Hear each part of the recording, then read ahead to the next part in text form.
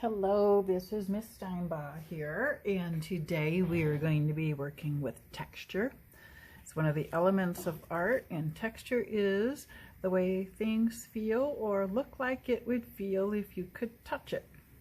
You are going to be setting up 2 pages that look like this, where you've got little blocks, and one side there's some textures that you find.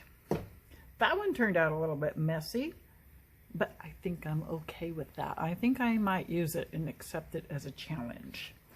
So one thing you can do, if you have some random cardboard around your house and some scissors, or if you're at school, I'll have these things for you.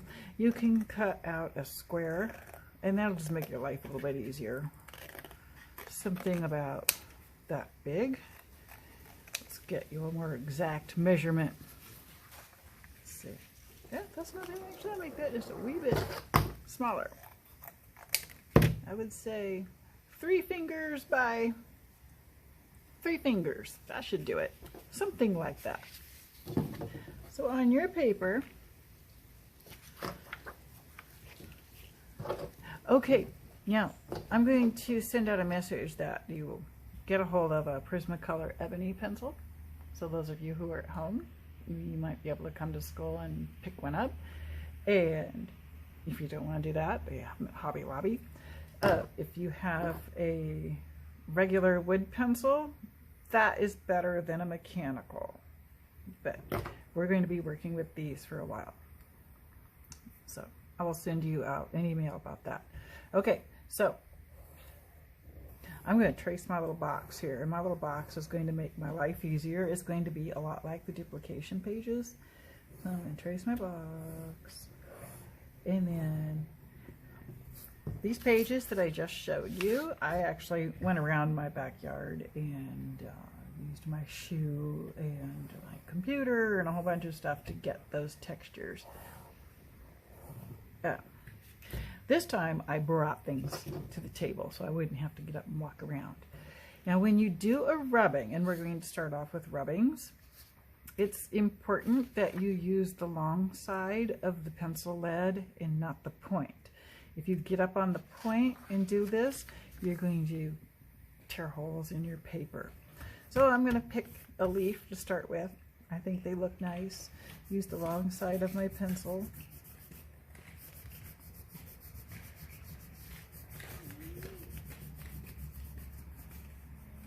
And get a rubbing that shows the leaf. Now I've got a texture. I've got a leaf texture. This is a piece of flooring sample that I have sitting around the house. Oh, I've got 2 good sides here. Do I want to use the squishy side or do I want to use the wood side? I'm going to use the long flat side of my pencil, and I'm going to get that texture. And then I brought this over, but since I've already got a wood grain, I think I'm just gonna do this. This was my original intention. Doesn't really show much now, does it? I'm just gonna stop right away and switch to my shoe. Sometimes the soft things don't show a lot of texture.